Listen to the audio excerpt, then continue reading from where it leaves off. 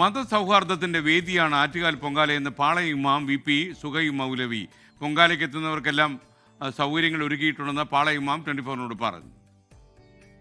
അനന്തപുരിയുടെ ആകാശത്ത് ഭക്തിയുടെയും ആ സ്നേഹത്തിന്റെയും മതസൗഹാർദ്ദത്തിന്റെയും ഒക്കെ വെള്ളപ്പുക ഉയരാൻ അനന്തപുരി ഒരു യാഗശാലയായി മാറാൻ ഇനി നിമിഷങ്ങൾ മാത്രമാണുള്ളത്. ഞാൻ ഉള്ളതിപ്പോൾ പാളയത്താണ്. പാളയത്തിന്റെ പ്രത്യേകത നമുക്കറിയാം.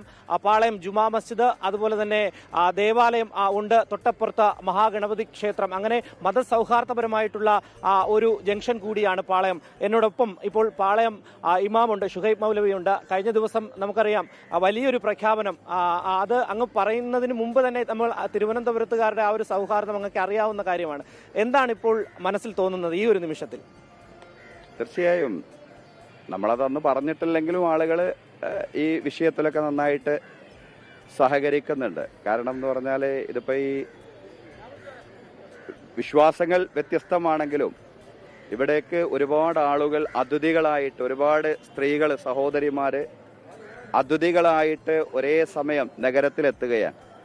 അങ്ങനെ തലസ്ഥാന നഗരിയിൽ അതിഥികളായിട്ട് ഒരേ സമയം ഒരുപാട് ആളുകൾ എത്തുമ്പോൾ തീർച്ചയായിട്ടും അവർക്ക് വിവിധങ്ങളായിട്ടുള്ള പ്രാഥമിക ആവശ്യങ്ങൾ നിർവഹിക്കാനുണ്ട്.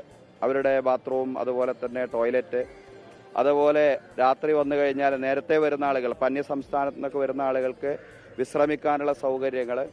അപ്പോൾ അതിലൊക്കെ നമ്മൾ യഥേഷ്ടം കൂടുതൽ ഉദാരരായാൽ മാത്രമേ ആളുകൾക്ക് സൗകര്യത്തോടു കൂടി ഇതെല്ലാം നിർവഹിക്കാൻ സാധിക്കൂ എന്നുള്ളതാണ്. ഇപ്പോൾ നമ്മൾ കണ്ടു പള്ളിയുടെ വാതിലൊക്കെ തുറന്ന് പള്ളിക്കകത്തും പുറത്തുമായി ഭക്തജനങ്ങൾ, ഹൈന്ദവ മതവിശ്വാസികളാണ് അല്ലെങ്കിൽ മറ്റു മതവിശ്വാസികളാണ്, എല്ലാവരും സമത്വത്തോടു കൂടി ഇരിക്കുന്ന ഒരു കാഴ്ച തന്നെ മനസ്സിന് വലിയ കുളിർമയുണ്ടാക്കുന്ന അതാണ്. നമ്മുടെ പള്ളിയിൽ നിന്ന് മാത്രമല്ല ഞാൻ മനസ്സിലാക്കുന്നത്, സമീപത്തെ വ്യത്യസ്തങ്ങളായിട്ടുള്ള ആരാധനാലയങ്ങളും അത് ചർച്ചുകളും മസ്ജിദുകളും ഒക്കെ അതിൽ ഉൾപ്പെടും. ഇതൊക്കെയാണ് ഈ കാലഘട്ടത്തിൽ ആവശ്യമുള്ളത്. നമ്മുടെ പള്ളിയിലും ഒരുപാട് ആളുകൾ, ഒരുപാട് സ്ത്രീകൾ രാത്രി വന്ന് വിശ്രമിച്ചു. അവർക്ക് രാത്രി വന്നപ്പോൾ ഈ നോമ്പുതുറ വിഭവങ്ങളൊക്കെ ലഭ്യമാക്കാൻ വേണ്ടി ഞാൻ പ്രത്യേകമായിട്ട് അവരോട് പറഞ്ഞിരുന്നു. ഏതായാലും അതെല്ലാം അത്തരം സന്തോഷകരമായിട്ടുള്ള അനുഭവങ്ങളിലൂടെയാണ് നമ്മുടെ രാജ്യം മുന്നോട്ട് പോകുന്നത്.